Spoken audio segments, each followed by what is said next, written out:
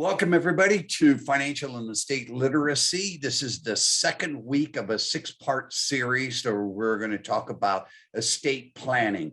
And in my personal opinion, this is the most important session out of the 6 weeks.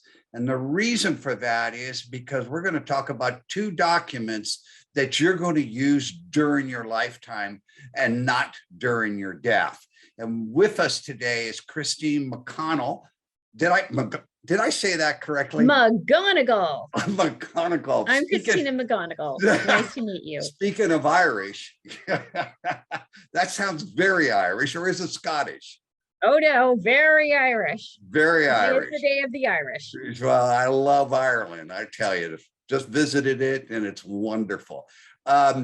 You are an absolute specialist in the elder law area. So give me a little bit of background, how long you've been in practice and where your practice is located and how you operate your practice. Sure. I'm a certified elder law attorney. And what does that mean? That means that I have been certified by the State Bar and by the National Elder Law Foundation to be a specialist. That means I had to study 12 different areas that comprise elder law, which ranges from benefits planning to estate planning and everything in between. I had to take an examination in addition to the bar exam, and then I had to take an examination specific to the state. And I had to show proficiency, experience in the 12 different areas of elder law. You can't just buy that designation. It costs money, but no, I had to earn it too. Yeah, the bar exam costs money too, so everything costs money. But what do? I do estate planning, specifically focused on planning for incapacity, which is what we're going to talk about today. I also handle the back end, which is conservatorships. What happens when we don't do our planning? I also do Medicaid and benefits planning and estate planning, and basically anything that happens in our probate court, including trust administration and probates. Yeah. How do you charge? Hourly, generally. So for an estate plan, for example, for a husband and wife, it wouldn't be unusual for me to charge just a flat fee because I know what the work is and how much time it's going to take us to do it for you. So that might be a flat fee of about $3,500. Okay. However, for a conservatorship, we don't know what might happen because that's a court proceeding and there's a lot of expenses involved in court proceedings. So I charge an hourly rate of $4.25 per hour for services like that. I know you're in a trial right now on a conservatorship, but give me an idea as to what a conservatorship might cost, or is there an average? I know that's a hard question to answer, but give people an idea of the expense involved. Yeah, I think an average might be $6,000. Now that's not a flat fee. So let me tell you about the procedure. This is part of my slides, so I'll just briefly say you file a petition with the court, and then there's all these court filing fees, and then there's delays always because you're dealing with the court and you're dealing with a whole bunch of different agencies that you don't control. So you file your petition, that might be, I don't know, about $2,500 to get that done, and then we do your hearing, and then there's a lot of work you have to do afterwards. And there's reporting requirements. So I'd say your first year is going to be about $6,000. Wow. I just said that the estate plan we're talking about is about half that. Yeah. It's definitely a bargain. See, I am finding that it cost in the first year around $20,000. That's it can. If you take into professionals, attorneys, fiduciary, court costs, especially if there's if there's somebody that says, hey, this is wrong, or we go in, if it's litigated, if the person doesn't want it, or somebody says that they don't need it, if it's litigated, you bet it's minimum $20,000. I don't know anyone who volunteers for this, so so all right. let's see. Let's go right into the program. You want to bring up your outline?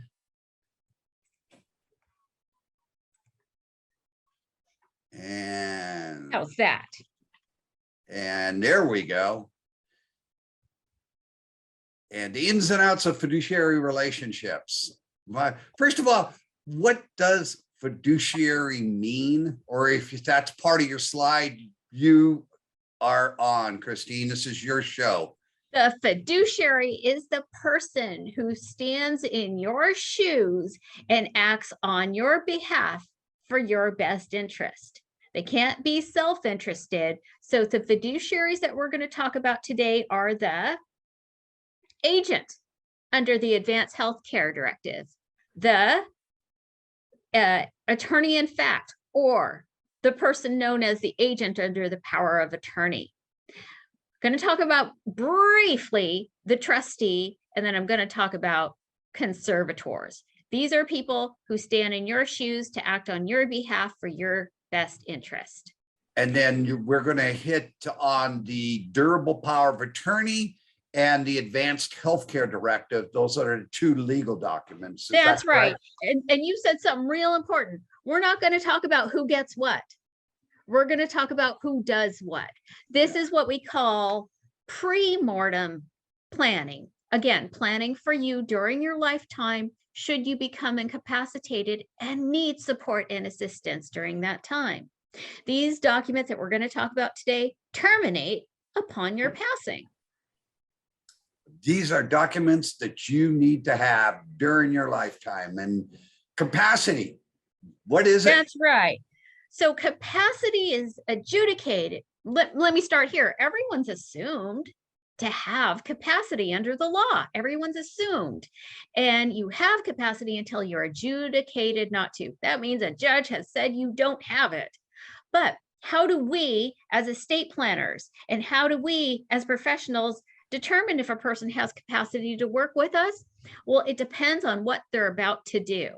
The other thing I've noticed about capacity is it fluctuates. It can be temporarily impaired. For example, if a person has suffered an infection like a UTI, if a person has had an injury or an illness or is suffering from the loss of a loved one, you might find that their memory, their judgment, and their ability to do executive functions like, I don't know, cooking a meal might be temporarily impaired. I've also noticed that it can change throughout the day for certain people. People who have dementia often have sundowners, meaning their capacity is greatly affected later in the day. So capacity is not all or nothing. But the capacity we need to talk about today is whether a person has capacity to enter into legal documents. And capacity has varying levels.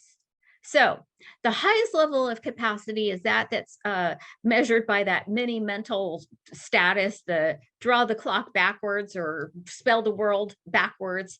You need to understand not only what you're doing at the time, you need to know who the president is, you need to know what day it is, but you also need to know the alternatives and consequences of the actions that you're taking. This is high level stuff such as entering into contracts, investing, things like that. But below that, just a step below that is medical decision making. The ability to decide the alternatives between what your doctors and healthcare team are offering to you. But what we're mostly talking about today is testamentary capacity. And that's a very low standard. To have testamentary capacity to sign the documents we're about to talk about, you need to have the ability to understand what your property is. You need to know who your family is. And you need to know that at the time that you're signing, what the effect of that document will be. That's it, that's all. And that's a pretty low standard. But even more interestingly, the lowest standard of all is the ability to marry and divorce. All you need for that level Seriously, all you need to do to get married or divorced is say I do or I don't and still be breathing. Really? I didn't realize that. That's There was a maybe court that's case why all we about have a 50% divorce rate in Orange County. it. You don't have to have capacity. No, indeed. Be breathing and say yes or no, and that's it. Can if somebody, let's say, has their name in a joint tenancy, and one of the partners or one of the tenants lacks capacity, can the other person just go ahead and sign that deed and pass the property off? Or do No. they both have to have capacity? Now, we just went through what the levels of capacity are. And Yeah. in that situation, that's contractual capacity, right? Oh. You have to understand what day it is, pass that mini mental, who the president is, and know the alternatives of your actions. Like what else could you do to achieve this result, and what impact will it have on you? So that's a high level of capacity. So if a person does not have capacity and they sign a document, that document is null and void. Now, I So know what do you do in that situation? You don't have authority just because you're in a joint tenancy to sign a document on behalf of another. The only way that you can sign is if you have a document that says you can do that kind of thing. legal authority. The document gives the other party legal authority to act. Legal authority. The Yeah. world's a complicated place, and we can't do a darn thing without legal Let me ask something a authority. little bit more practical. I see primary care physicians do that mini mental exam, Mhm. and in 15 minutes or less. And is there a passing grade on that, or is there a failure rate? What do you? No, I don't think it's pass or fail at all. No. Again, what did I say? That for the work I do, that test is really non-applicable. That test doesn't ask who's your family. It doesn't Okay. ask what is this will, trust, or power of attorney going to do for you. Okay. So again, what that mini mental does is they keep track of what your progression is over the years. Okay. That's good. Thank you for the feedback. The Yeah. Advanced Healthcare Directive. Yeah, so this is the most important document in your estate planning binder. Everybody of every walk of life needs to have this. This is the document that says, if I can't speak to my doctors and hospitals, here's the person who's going to stand in my shoes and tell my doctors and hospitals what my medical wishes are. This is the person who has the power to continue or terminate treatment, including life support. So the selection of this person is going to be really, really important. But the existence of this document is super important, because if you don't have it, the only alternative for emergency services is to, well, sustain life. That's what doctors and hospitals and medical emergency does. Let's say you don't have this document. Can I call you, Christine, and say, please go to court because I want to remove all life support systems, i.e. pull the plug? Will the Orange County court system do that?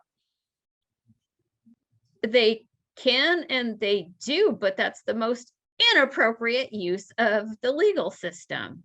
Yeah, under the probate code, there are provisions for emergency healthcare services. Yeah, but everybody remembers Miss Chavo about 15, 20 years ago. Her parents wanted her to continue life support. Her husband did not. That case went on for about 3 years with her being put on life support and being taken off until she expired. And that court case never got anywhere past a lot of grief and a lot of money spent. So, but the Orange County court system will pull the plug if the evidence is there that there's no opposition to that. I didn't think they would. I've actually had it where that's good. I know of a specific case where it did happen. Okay, and people were very unhappy about it. Yeah, it's not where you want to go. No, indeed. So again, the most important thing about this is you get to say, when you have capacity, here's what's going to happen to me medically if I am unable to express myself. So you can state, for example, that I wouldn't want to go to this, that, or the other hospital or nursing home. I wouldn't want to go to have these kind of procedures, infusions, stem cell therapies. You can state with specificity, I would agree to this kind of treatment or not. So where do you get an advanced healthcare directive? Well, they're very readily available nowadays, and I'm so pleased to tell you about that.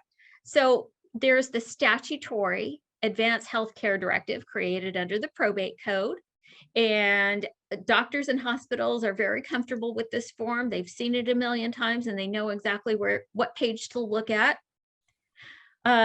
There's ones that you can purchase. For example, online, the California Medical Association has a wonderful one. It's the statutory form with instructions. Your healthcare insurance often has a pre-printed appropriate form that they prefer and like. Examples are Kaiser, Blue Cross Blue Shield. They have an excellent advanced healthcare packet. And of course, it's a legal document, so attorneys can assist you with that as well. Do you, in your practice, do you draft your own unique advanced healthcare directive? I use the statutory form power of attorney for the reason that I find that it is most effective in the hospital setting. But what I encourage my clients to do is utilize the 5 wishes or Your Way. It's another publication that focuses on what are your end of life and palliative care wishes. And Yeah, then with that information, we personalize it. yeah. It's because this just gives the person legal authority to make decisions. It doesn't really go into detail whether or not you want hospice, palliative, morphine, pain control, et cetera, et cetera. So that takes a conversation. So exactly right. And so that's why I give my clients the materials to take home and talk to their agents. These are going to be my wishes. And then they can tailor, the instructions that we include in this document. You're correct. The statutory form says who's going to do it and who's going to pull the plug. And that's basically it. Yeah. But it does have specified sections for personalization. And that's the work of the attorney and the client. Yeah. We have Thanksgiving coming up. So, and hopefully the family gets together, and somebody better say the turkey is dead. So will we. Let's discuss this advanced healthcare directive before we start eating. But I'm kind of kidding there, but these kinds of conversations have to happen because the medical industry can keep you alive for a long period of time. And so what kind of procedures do you want? And it's more about what kind of quality of life do you want? And if you don't have that conversation, it's not about, hey, do this procedure, do that procedure. What kind of quality of life are you looking at? Sometimes chemotherapy on cancer the 3rd time is maybe not the best kind of life that you want to lead. So please sit down and talk about this, because Christine is going to talk about the legal end. But the Your Way booklet, the 5 Wishes booklet, by the way, does the 5 Wishes booklet also serve as a legal authority?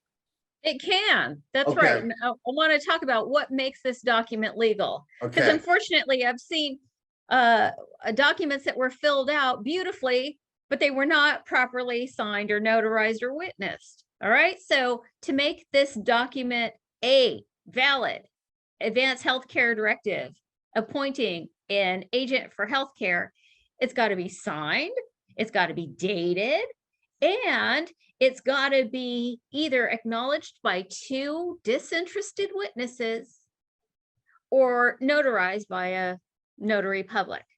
So lacking that, it can't be accepted by healthcare doctors and facilities. Really important. Right. And another really important thing that I personally learned was that a witness can't be either a person at the facility, and it can't be a person named in the document. So if you use a person who's named in the document as one of your witnesses to the execution of this document, you need to get yet a third person to sign in witness. So just make it a disinterested witness. Yeah, what I'm finding now, when I go to a hospital with a client, that the first thing they ask for is the advanced healthcare directive.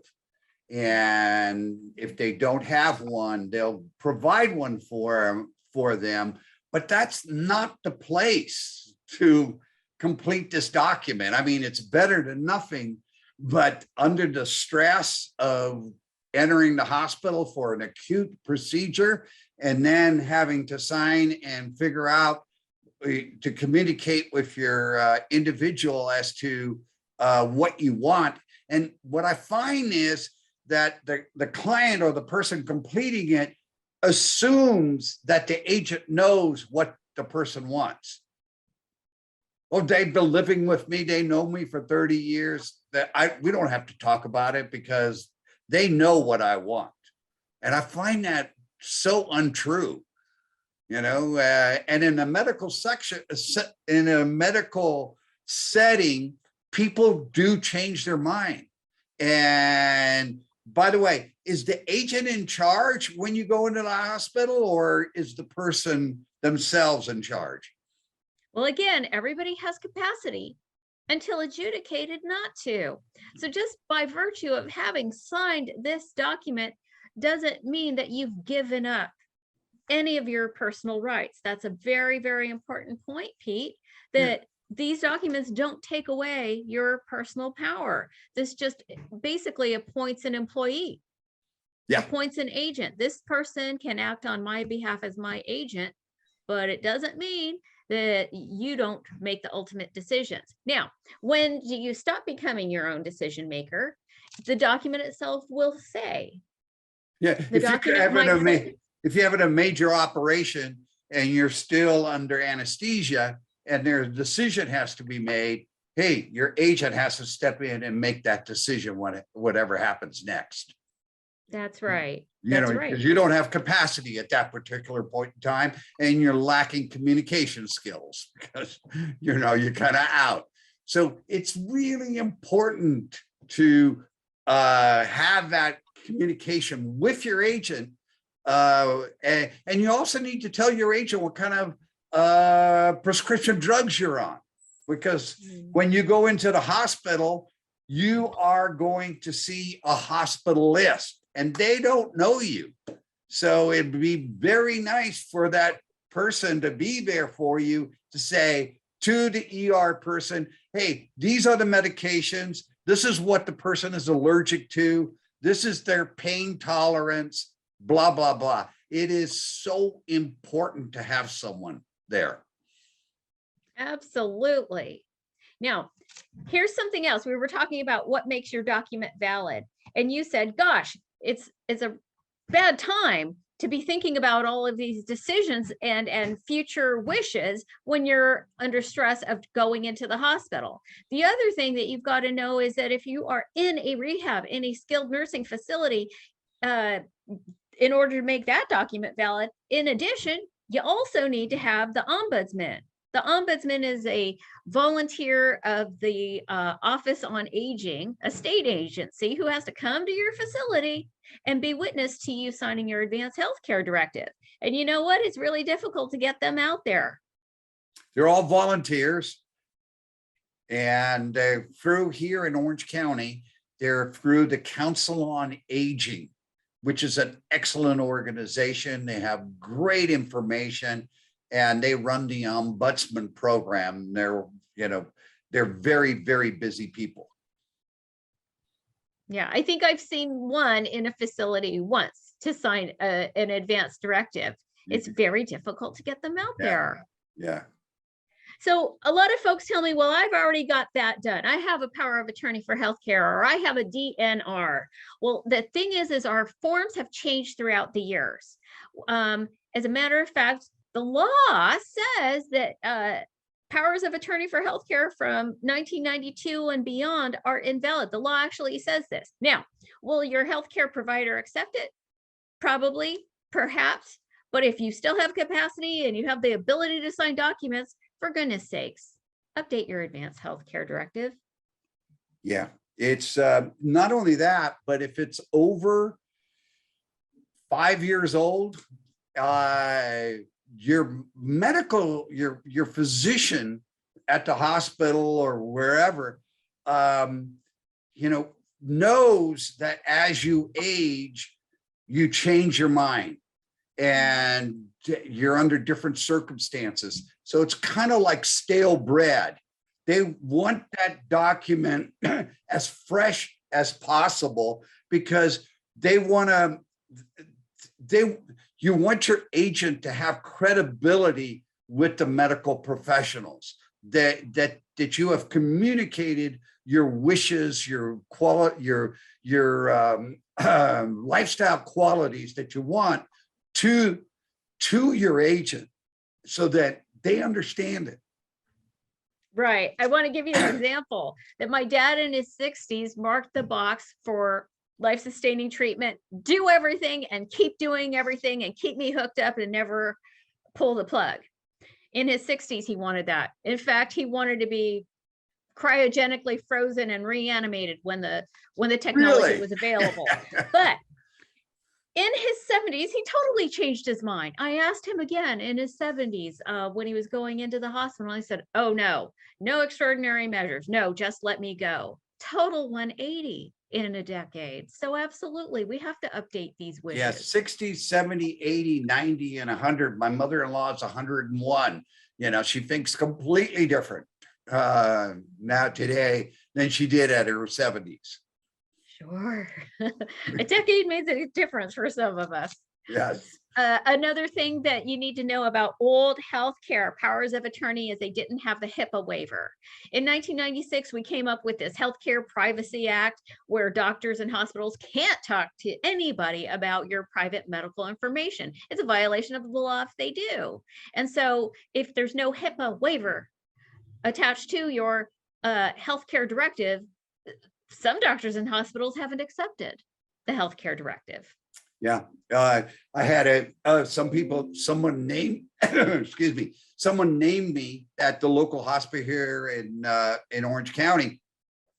And I went to get the medical records, showed them the advanced healthcare directive, and it didn't have a HIPAA waiver. They would not give me the medical records.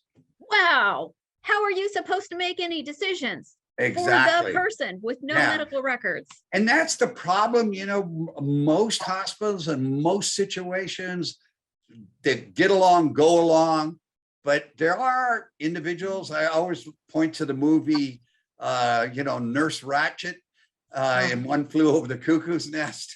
Yet there's somebody like that probably in a few organizations. And if you run into one of those, wow, you better have the documentation in order. For the Nurse Ratched. Yeah. All right. So I had said that these documents terminate upon your passing, but this is the one document of the power of attorney arsenal that stays around for the purpose of disposition of the body. So this is one thing that I always ask folks, because we don't want your grieving loved ones to be in dispute about what happens after you've passed. So the agent that you have appointed is the person who makes the arrangements for disposition of your remains. And they have the power to decide if you're being cremated or interned. So if you have special wishes, and this is something I always encourage my clients to express, if you wish to be cremated, please state so. And by the way, you have caskets that are $75 all the way up to $300,000. So whether cremation, sometimes this is a real issue within families. You know, if you don't indicate what you want, then the families, especially if you have more than one child, it can become a bone of contention. And I've gone to court over this. It's horrible. It's the most awful thing to have to litigate it over a body. Yeah, There's no satisfaction in those kind of proceedings. no. Body gifts. Yeah. You know, right now, if you're over 55, more than likely the best source of your body is for medical school. You know, our bodies age, and younger is better. So if you want to, it's wonderful for eyes, for bones are not really used. So, but please, if you do, put it on your driver's license as that you are willing to do so. And you can mark it on your advanced healthcare Your form directive as well. And then you can put limits on it. I'd say 50% of the people say, sure, yeah, take whatever and do whatever. But some people say, absolutely not. Yes. You will not put me on a medical school table. I want to share my father-in-law did donate his body for research after he passed. He had Alzheimer's disease. So I would assume that that was what they might be looking at, is to help others who suffered the same as he did. So they took him, and a week later, we had his cremated remains in a nice, packaging, and it was very satisfying to do it that way. They took care of his final cremation after his donation. In fact, they did a national study on Alzheimer's right here in the Laguna Woods area, and they got people to agree to donate their brains so they can see exactly how Alzheimer's develops. So it's it's a good thing to talk about, and not everybody wants to do it, but for either choice, you need to indicate such. So what if we don't have an advanced healthcare directive? I had said that there's old forms out there known as the DNR. Those have been largely replaced by the PULSE, the Physician Order for Life-Sustaining Treatment. This is that bright pink form that they chase you around in the hospital with if you don't already have one. What is it? It actually takes precedence over your advanced healthcare directive. Pete earlier said that doctors and hospitals want your most recent input as to what your care would be. And that form says, do CPR or don't do CPR. And after you do CPR, you can do these other continuing treatments. Who can sign this? Well, it's yourself or your legally appointed authorized person under your advanced healthcare directive. And this is not a legal form, by the way. The PULSE, the Physician Order for Life-Sustaining Treatment, is a medical form you fill out with your doctor. It's a medical order which has a great priority in hospital settings. So, but this is if you're seriously ill. This is not a document to complete today. This is, maybe 1 year out, you have a cancer or ALS or Parkinson's. This is something that you may want to consider is the PULSE.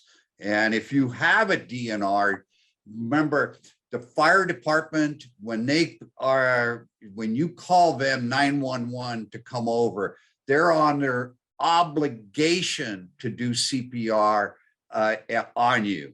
So that's where a DNR really comes in handy. You stick it on the refrigerator, you talk to the local fire department chief, let them know beforehand that you have a person in the house that you have a DNR order on, and then that way everybody is involved, because CPR the compressions on the chest sometimes can be very painful and cause injury. And so when you're maybe 90 or 100 or 105, you may not want it. So that's where a DNR comes in. It shouldn't be today. You shouldn't have a DNR. You want to be revived. So let's see, before we go there, most individuals pick a family member to, I see many times if you're married, they pick the spouse. If they don't pick the spouse, they pick a family member. Who in the family should be named as the agent under the healthcare directive? Right. So the person who's most available, especially in an emergency. Location is important. And the person who can make a tough decision that maybe they don't want to, and will uphold your wishes, be loyal to what you've said. So 2 is put their own ego aside and not what they want, but will do what you want. And has the ability to communicate your wishes to the doctors, hospitals, and other family members. So 3rd, ability to communicate. So can they hire people to help them with medical decisions? The fortunate thing is that there are these wonderful professionals out there who are specifically trained to act as fiduciaries, known as private professional fiduciaries. So yeah, I have been having this conversation with almost every other family that my son or daughter is not available, they're across the country, I don't have anybody that I would entrust with this. And so I have that conversation with them. Well, have you heard the term private professional fiduciaries? These are people who do this as their profession with training and licensing. And even us, I'm a private professional, but even us, we are not medical doctors. And so we hire individuals. Retired nurses are just a wonderful resource that can interpret medical language for you and kind of bounce things off, because you want to make really a good decision because you have somebody else's life in your hands, or the quality of life in your hands. So these are not light topics. Don, you must have a question. I do. Before we go on to the financial side, let's stay on the health side. Question is, should I send my advanced healthcare directive to my oncologist and primary doctor for their files? Can I lodge it with the hospital that you have an account with? Yes, yes, yes, and yes. You know, back in the old days, I used to drive around with healthcare directives in my glove compartment. I had 22 copies of my mother's advanced healthcare directive in the last 2 years of her life. I admitted her to the hospital 20 times in 2 years. And back then, there was no electronic record. Every time they said, "Where is it?" And I had them in a stack in my backseat of my car. So the good news is nowadays you hand it to them, they put it through their scanner and they hand it right back. Right. And I had found that in the last 2 years of my father's life, very recently, that, oh my goodness, I didn't really have to have it in my glove compartment anymore. Another thing is I tell my clients, hey, scan this over to your son and daughter so they have it on their phone, so that when they come into the hospital emergency room, they can show, we are it. We know my mom's wishes and we're here to express her wishes. Yeah. And the other thing too is that if you go from you're not admitted to the hospital immediately. If you go to the ER, they might keep you 24 hours in the hospital, but not under admission, just under observation. So you get sent to one floor, they don't have your advanced healthcare directive. You go to another floor, they don't have your advanced healthcare directive. So having it on your agent, having it on their phone, and so they have it with them, excellent suggestion. And again, Remember, it doesn't take any power away from you. You're still the decision maker. This is just an appointment of an employee, of an agent to do your wishes if you cannot do it for yourself. And over the decades, if your opinion changes of what you'd like to do, then you can simply replace it and send them a new one. Yes. Exactly. And Pete and I incidentally disagree on polls. I'm the primary agent for my sister. She lives in Santa Barbara. She is nowhere near going to die. But on the other hand, I can't get there to tell the paramedics what to do. She has this little pink thing on her refrigerator that said, "This is my primary wishes," which is her pulse. And so there are times when it does make sense to have them. Yeah. All right. Now I Bye. want to share with you what happened to my dad at the VA.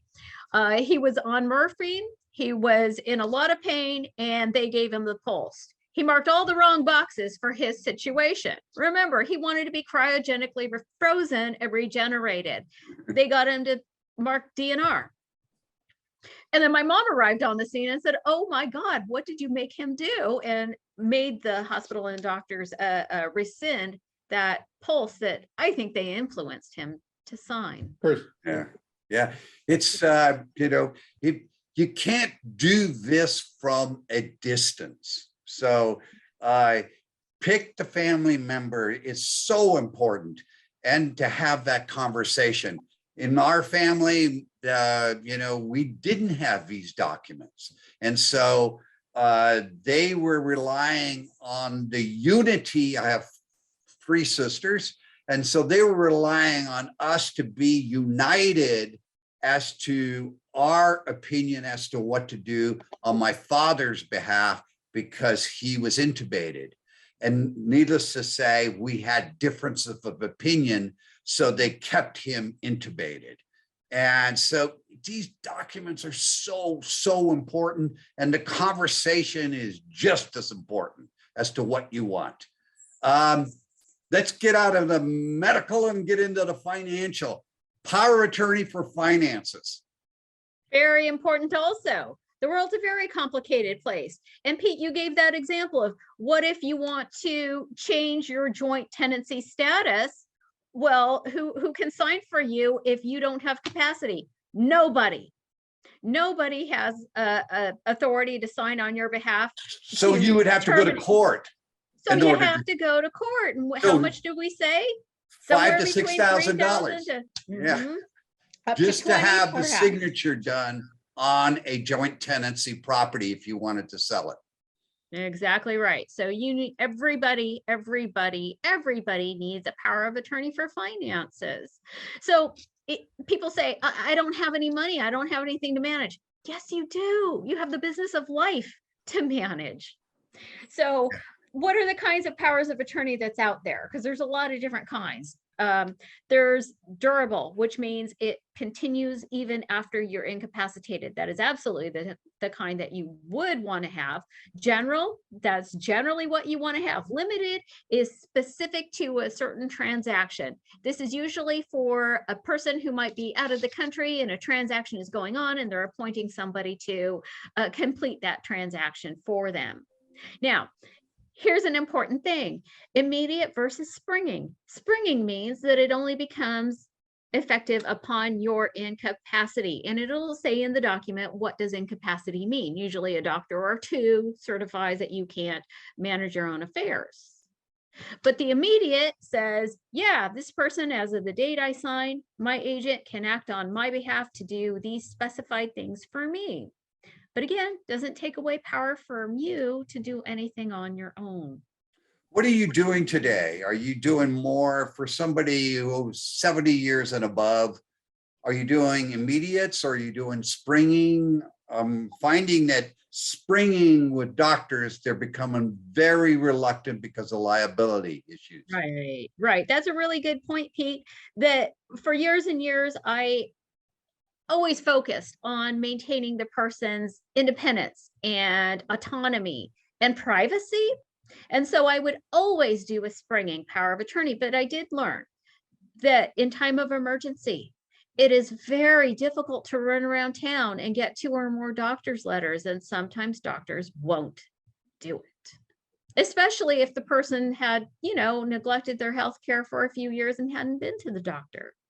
So if I know that a person is starting to rely on family, then I have that conversation with them, about you don't want your family running around town to get doctor's letters that they can't get in an emergency.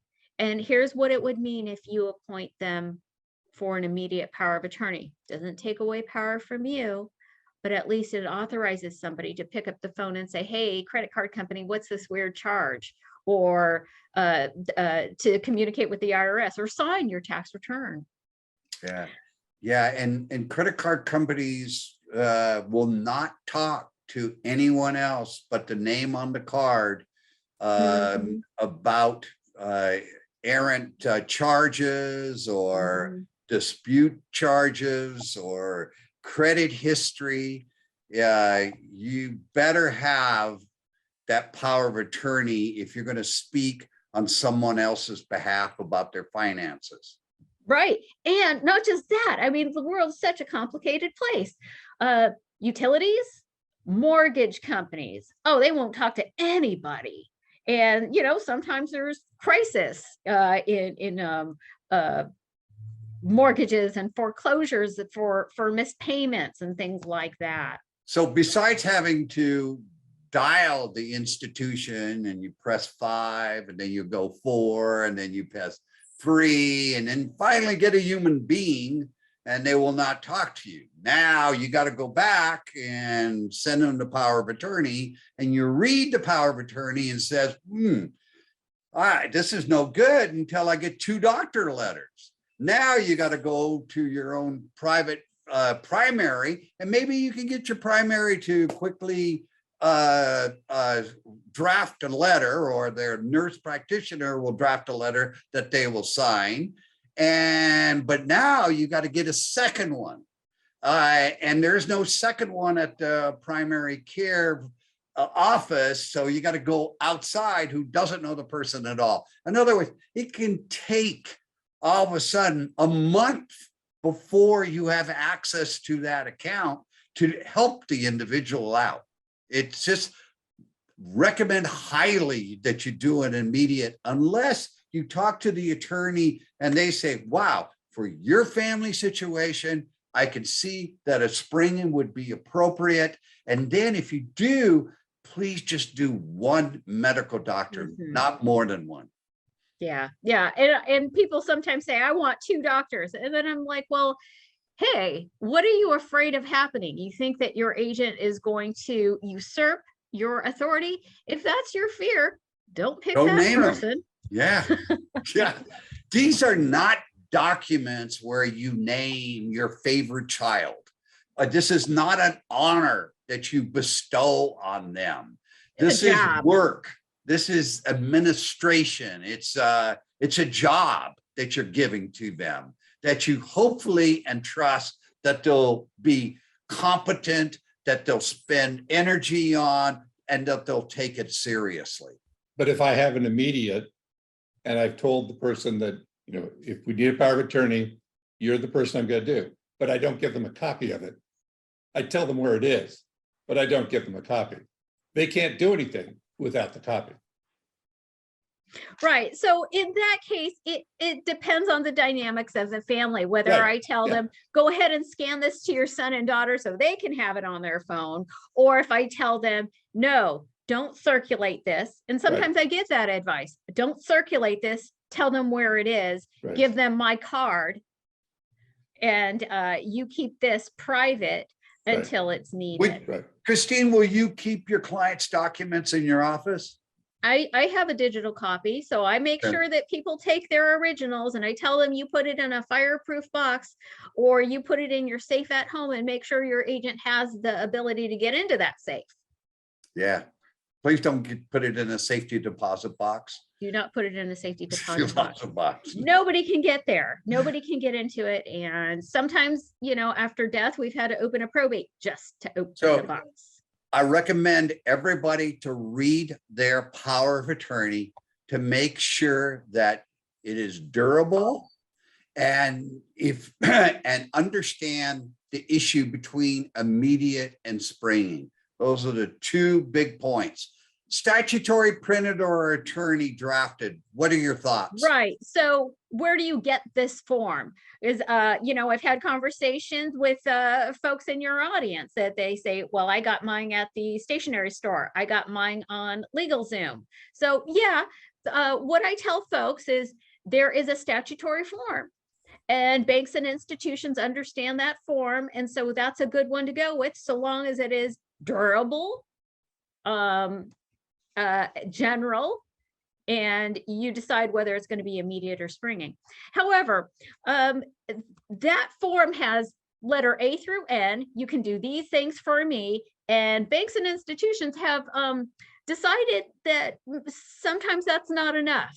That, for example, just because you check the box that said retirement doesn't mean that you get to manage somebody's IRA account. And banks and institutions have denied the power of attorney because they didn't like its language. And so that's why I believe that it's best that you have more than just the statutory form. The statutory form is a good format, but your power of attorney needs to describe with specificity what your agent can do for you. Otherwise, they're going to be denied. Yeah, I don't recommend anyone doing a statutory form. Spend the dollars to see an attorney and to discuss the power of attorney. It's probably the second most litigated area. Financial institutions don't like them. They like their own powers of attorney. PERS, the Public Employment Retirement System, they want you to use their form. Bank of America, Wells Fargo, they want you to use their form. Should you use their form, Christine, or should you use the one that they got your money and they hold the power? That's the bottom line of it. So the recommendation is, once you have a power of attorney, take it to all of these organizations, and so they can approve it or deny it, or give you the form. Yeah. Give you the form to go fill out another one. They've got your money, they hold the power. I'm so sorry. Yeah. But the problem is too often we come in with a power of attorney, the person is incapacitated, they give that form, and there's nobody who has authority to sign that form. You can't create a power of attorney for any other person. There's no legal authority anywhere under the law to create a power of attorney for another person. Yeah. So that's why we got to talk about who you select. That's the next most important, not just the format of your power of attorney, but who you select. We said the agent for healthcare has got to be somebody local, somebody who's available, and somebody who can be tough in a tough situation. Well, the power of attorney for finances has got to be good at money. So you've got to be able to make sure that this person is trustworthy, would be free from fraud or undue influence from third parties, and that they would manage your financial affairs the way that you would want them to. So would you name, a lot of people are confused with the power of attorney and the trust document.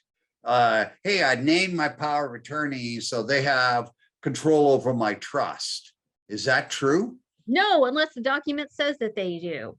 The power of attorney only has the power to do the things that are specified in that document. Now, the trustee is the person that you have appointed within your trust document to manage those assets that are in the trust. So title. So the first thing you got to do is, how do you have your asset titled? And then you can determine whether or not you need a power of attorney or you need a trust. That's right. And what a lot of folks don't realize is that your IRAs, your annuity, your 401k, those are not trust assets. Only an individual can own an individual retirement account. And therefore, the only persons who can inquire about your IRA, make sure that you get your RMD, is your power of attorney. So you mean a spouse can't do that? No, indeed. The world's a complicated place. Spouses have no legal authority to act on your behalf regarding any contractual issues. So they need a power of attorney. That's why when you do an estate plan, you do individual power of attorneys for each spouse. So you require two wills, 2 durable powers of attorney for finance, 2 advanced healthcare directives, and 1 living trust. Is that kind of the average normal for most people? That's what I call the arsenal of estate plan documents. Exactly right. And you were getting to something, Pete, really important. Okay. Would you name the same person in each document? And often you will. If this person can manage finances and be good at making healthcare decisions for you, then absolutely it's going to be the same person across the board. But even in that situation, you want to have successors, because anything can happen to anybody at any time. Listen, I had a lady who was 103 and she did some wonderful estate planning, all except that she outlived every single person in her documents. So of course that ended up being a conservatorship. So I tell folks, yeah, you want the person who's most available and going to be diligent about the job, but also think about possibly naming the next generation, because you want someone who's going to be around. And I tell folks, listen, if you're naming your contemporaries, well, if you're having health concerns, don't you think they are as well? Yeah. Should you name Co? So they have to act together. I've got 2 kids. They're both wonderful, and I don't want to hurt one of their feelings, so I'm going to name both. Well, we said that the banks kind of make that decision for us, right? They got the money, and so they wield the power. Banks and institutions have said we won't deal with co-agents, won't do it, that they will not accept. And so I actually had brother and sister come into my office and say, one of us needs to resign because the bank won't deal with both of us. So the bank made decisions about the mother's power of attorney document for her. But I just would suggest in general, don't do Co. Make it succession. You know, if dispute over money is common, and this is all about finances. So, you know, it's everybody's watching. If you have more than one child, I'll guarantee you everybody's watching that child to make adult child to make sure that things are going right. And a lot of times they may do things different, but it's you know, it happens. So I don't want this to be a scare session. But if you don't do these things, and we'll get to that a little bit, that the problem gets worse. That's right. If your kids have had rivalries, they're not going to go away just because you're ill, and they're sure as heck not going to go away once you've passed away. Yeah, you're the referee during their life, and once you're dead, the referee is gone, and a lot of times emotions take over and they get settled into court, and it's very expensive, wasteful, and is a dishonor to the person, but the parties are overcome with their grief. How to sign? Yeah, how do you sign as power of attorney? Because I've seen people just sign their name, comma, POA, and legally that's not quite right. That's all the room you have on a check, but this is the designated way that you sign on behalf of another person. Their name by your name, comma, her attorney in fact. That is the legal way that you can sign. For example, that joint tenancy termination that we were talking about. This is how you would sign on behalf of another person after recording their properly executed power of attorney document into the property. I see so many times people just put their own name and go POA. And, Nope. And institutions accept it. So And yeah. the problem becomes if there's a dispute. Mhm. And now there's never a problem unless somebody complains. It's amazing to me that lousy documents get accepted and there's no problems whatsoever because all the parties kind of get along and they understand. But if somebody disagrees, then you better have the I's dotted and the T's crossed. And you had alluded to the nurse ratchet in the healthcare setting. There's the equivalent in banks, in institutions, and brokerage houses. There are people who just want to not be cooperative in these banks and institutions. That's a very polite way of putting what's going on. Other powers granted by the principal, what are they? So you had said, Pete, don't use that statutory form. You need to specify what powers you have in there.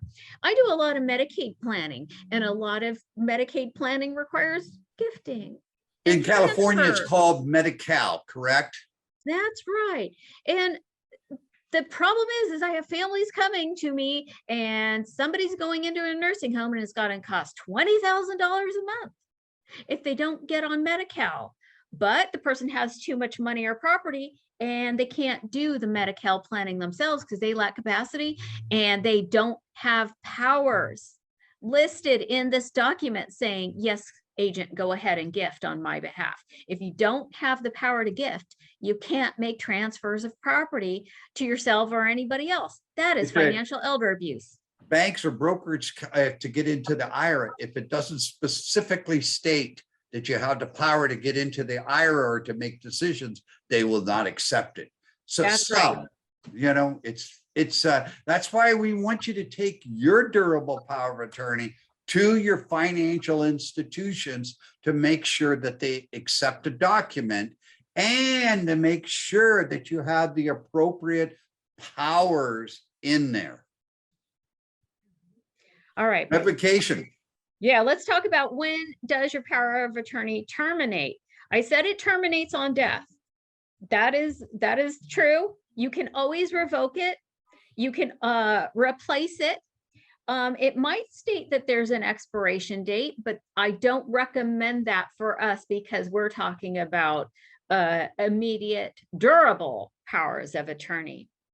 So you always want to have a succession, because your agent could pass away or become incapacitated themselves.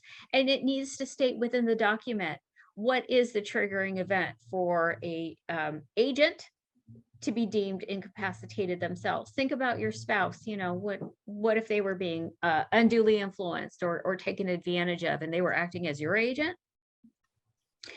Also, the court can always revoke powers of attorney, and we usually see that in the context of conservatorships.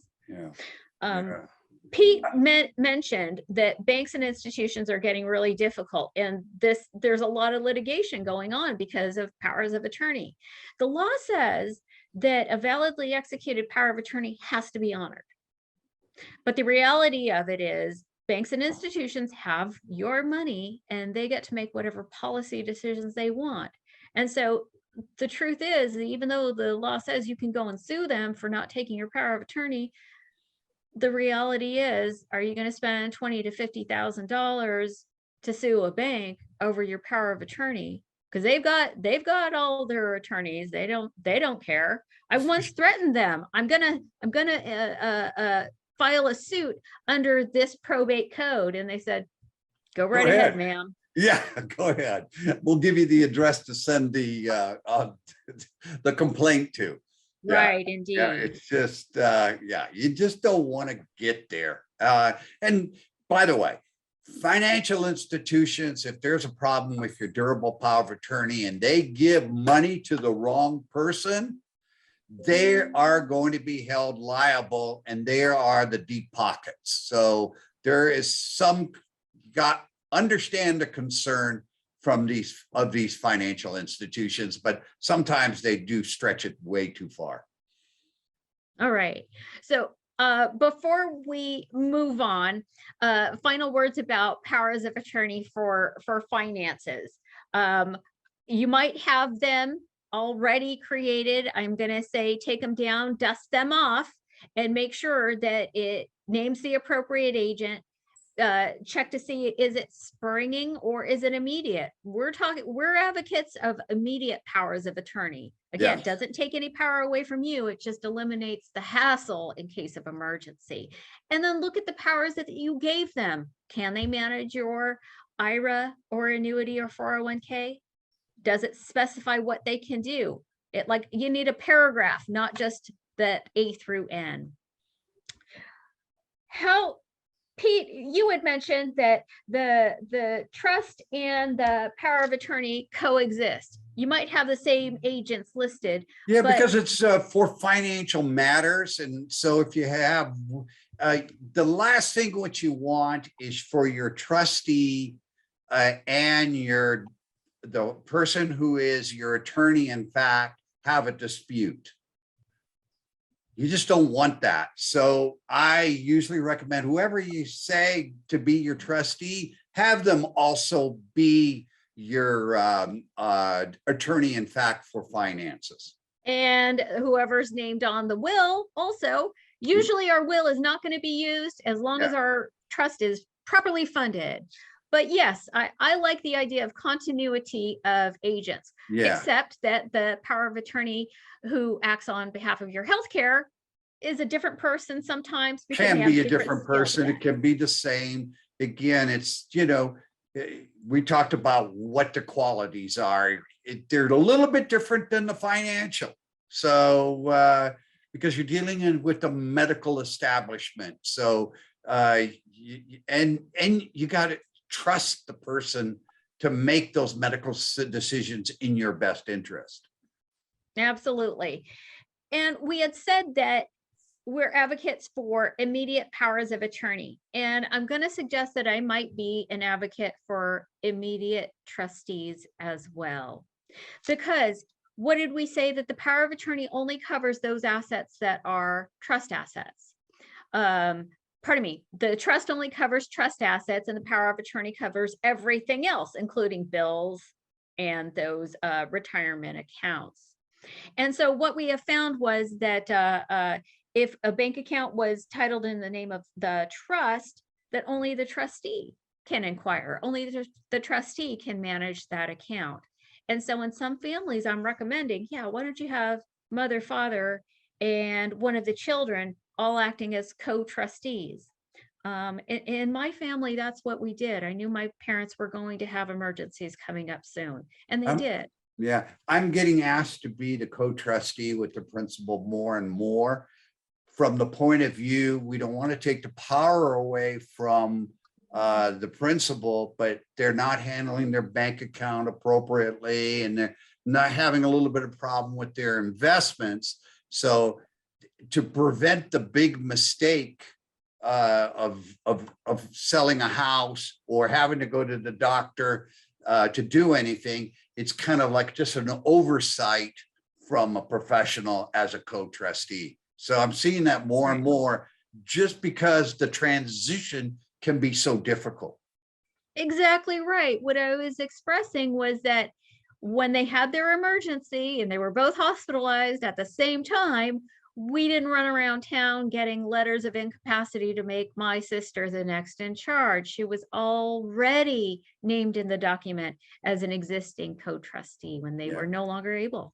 Just remember, again, as a co-trustee, you're giving the person a lot of powers. That's right. It's not taken lightly. So you got to make sure you're choosing the right person. And same thing, what power do you give them? It depends on what the document says. There's a section in your trust. It's that boilerplate you never look at. There's a chapter in there called trustee powers. Take a look at that. What does it say? Because another power that's kind of new and we didn't think about 10 or 15 years ago is digital powers, right? The ability to get onto your Amazon account or your Facebook account or your cryptocurrency. Those things didn't exist when you created those old powers of attorney. Yeah. All right. All right. We've got a little less than 15 minutes, and we're going to be talking about what'll happen when you don't have these documents. Right. So this is the consequence.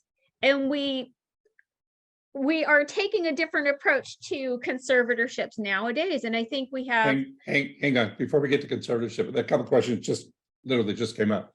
So one of them is, if a trustee dies, do all the successor trustees become the trustees? Depends on the terms of the document. Yeah. Or they move up one if there's a list of this, then this, this. So- If it That's doesn't, right. Christine, if it doesn't indicate the succession, then is it assumed that those who are still alive are the trustee? Unless the trust says something No. otherwise, or, Just being named in And somebody's remember, Pete, we're not document. even in a trust at this point. I yeah, mean, that is trustees that would be, but yes. I'm sorry, go ahead, Christine.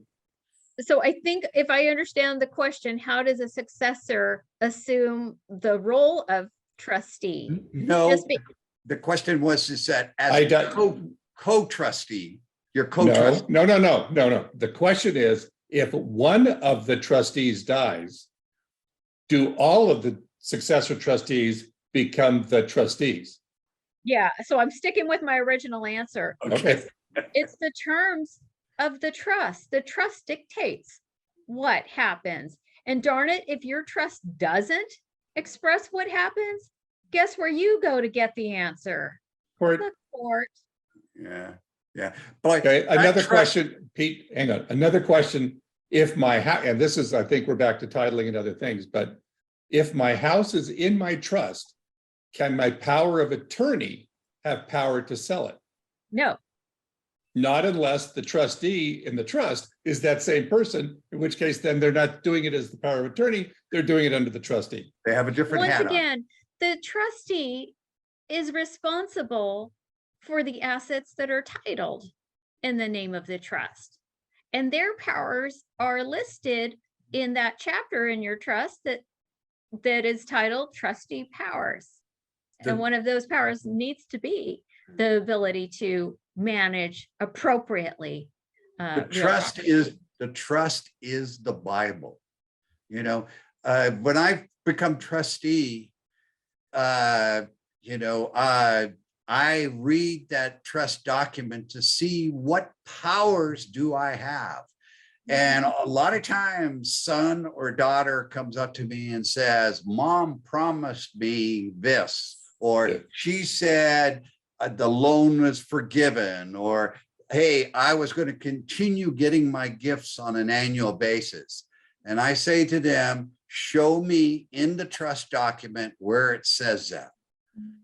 I can't go by oral. You got to look at that's one of the reasons why I don't like these trust mills that they put trusts together, on boilerplate. There's some aspects of a trust that you can do boilerplate, but you have to spend time with your attorney, and the attorney needs to understand your family situation. Becomes very important. Let's get to conservatorships. All right, this is what happens when we don't do our planning or if our documents fail. So there's a couple of different kinds of conservatorships.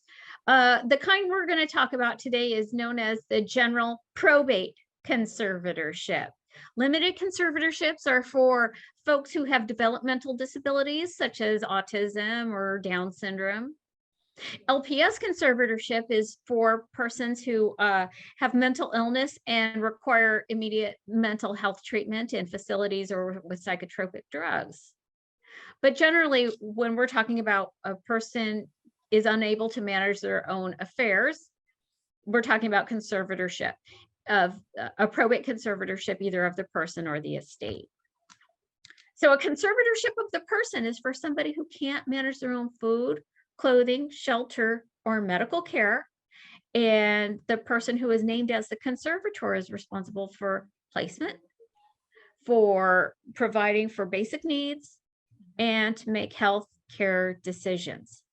But here's something interesting. You must know that if there's an existing power of attorney for health care, that document, those wishes, those expressed statements of desire for medical treatment are going to be honored even if a conservatorship is established.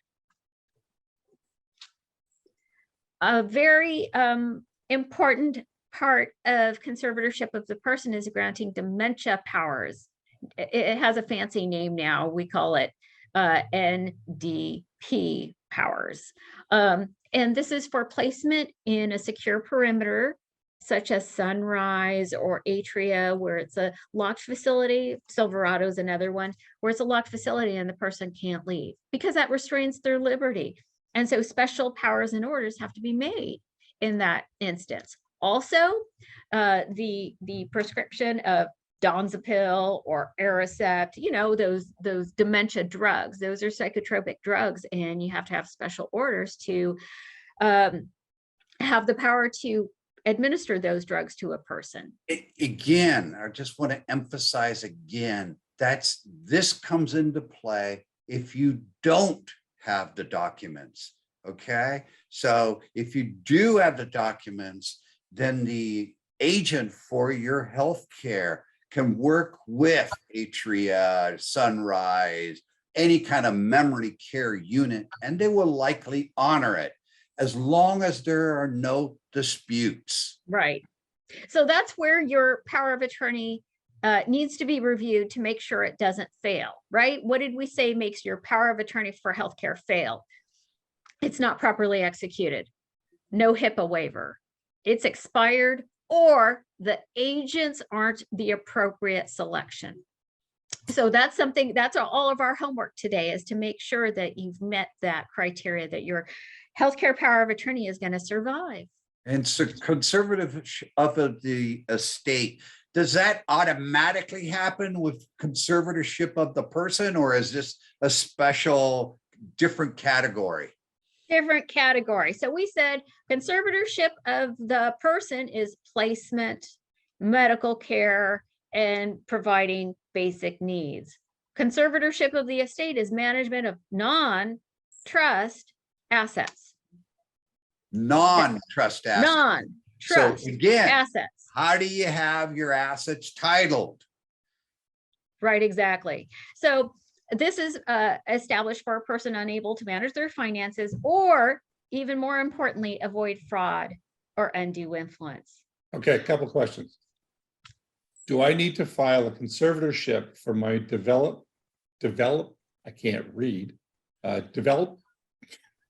disabled child who's about to turn 18? Very important question. So it depends on their capacity, because one thing that we probably want is to ensure that they have independence and that they express their own autonomy. If they have capacity and are high functioning, I always recommend get powers of attorney and advanced healthcare directive, and that is sufficient.